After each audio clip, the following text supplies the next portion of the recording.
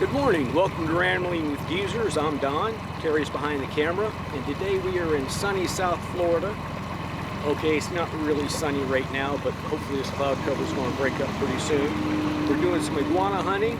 We're about 10 or 15 minutes from one of our favorite spots, so again, hopefully the sun will come out before then. Alright, so we're getting down the waterway, full geezer speed ahead. Yeah, 4.5 should be good enough, right, Terry? Okay, so we're getting close to one of our favorite iguana hunting spots. We've only seen a couple of them. They were by a bridge, and we generally don't shoot around bridges. So we're just going to be cruising along here slow.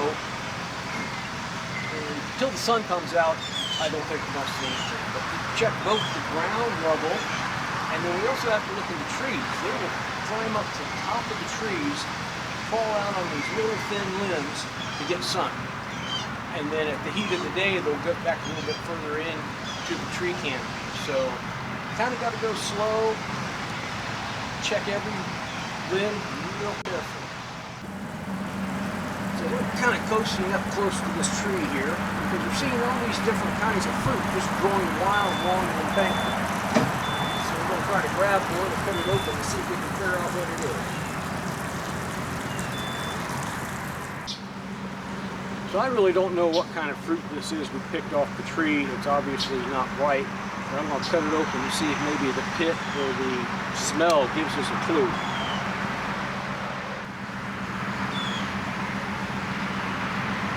Alright, the pit is pretty big. Real tough while it's green.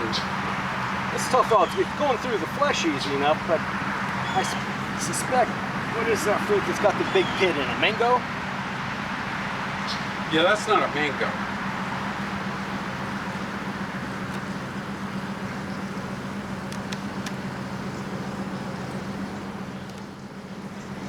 Oh, you know, that looks like a guava. So we're on this canal, and these guavas are just growing wild along the bank. So obviously in a couple of months we're going to have to come back here just to harvest some fruit.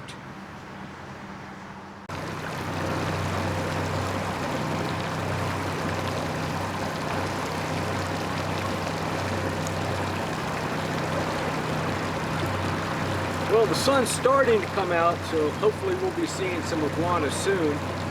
One thing I wanted to point out, if you notice, we've got a rifle rack on the side of the boat, but we keep this tarp over it because we're going underneath all these bridges along all these roadways, and with the current climate in America, we don't want to scare a bunch of people because we're out on the water with a rifle. Some people overreact to things like that, and geezers have a habit of just wanting to avoid confrontation. So that's the way we do it.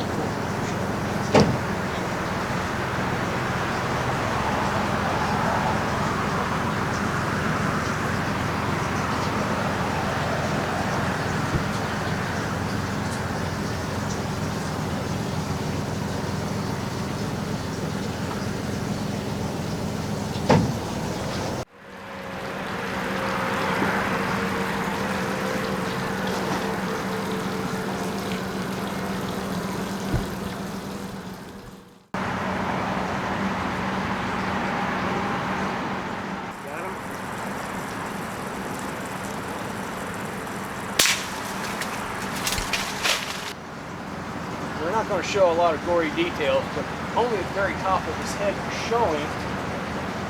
You don't want to hit these things in the bodies because that won't instantly kill them. So we got a good headshot on this one. He's dead. And as soon as we get out from underneath these trees, we'll take a measurement, see how much it weighs. This is another reason for keeping a silk and ice tarp on the boat, not just to hide the rifle, but also keep blood from getting all over your deck. So we have our trusty Zepco de-lyre. This may be not as fancy as those new digital kind, but this thing's been weighing fish for me for about 50 years, so I'll keep using it. Figure fish iguana, close enough. So, Oh, right there. Oh, right there? yeah. Okay, so we are at 33.5 inches long. All right. So after handling iguanas and iguana blood, I wash my hands and I sanitize them, because you just don't know what kind of stuff they might be carrying. So going through this culvert here is one of the exact reasons why we chose this different kind of boat. Get to a larger fiberglass boat, both with center consoles and windshields. Can't get through these old culverts.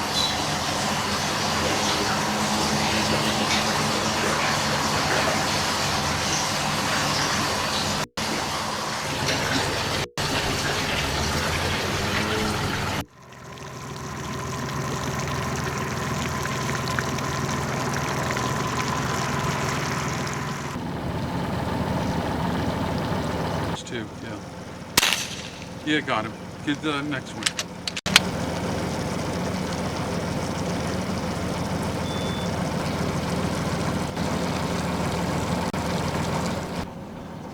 Okay, so we got two off the same rock just now. We're going to measure and see how long they are. Let's see, this one is right at 35 inches. I don't know if you can see that. Okay. All right. When you're ready.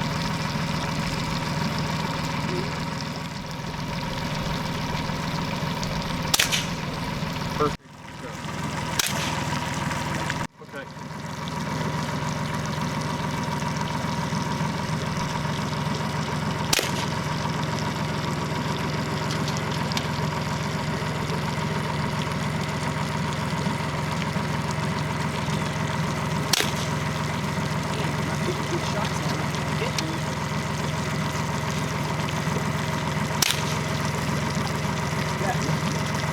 Get the other one.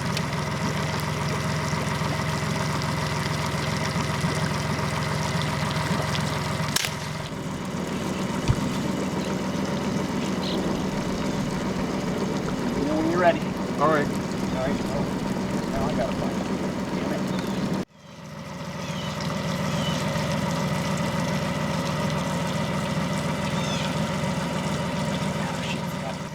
Okay. You ready? Yep.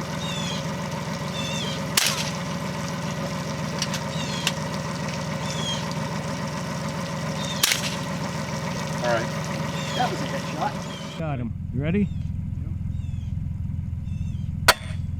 Shit. All right. I rushed the shot because I'm about to lose my target over. Got it.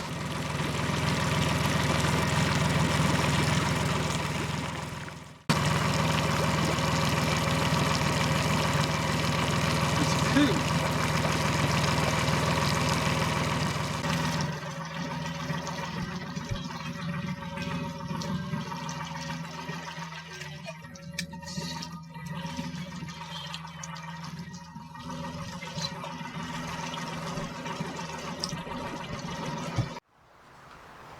We had a pretty good morning this morning.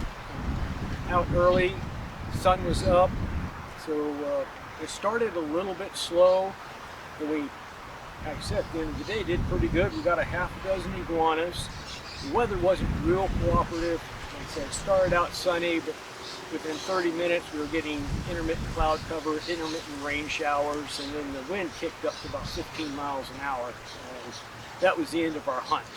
But I want to go ahead and measure these things and see how big they are.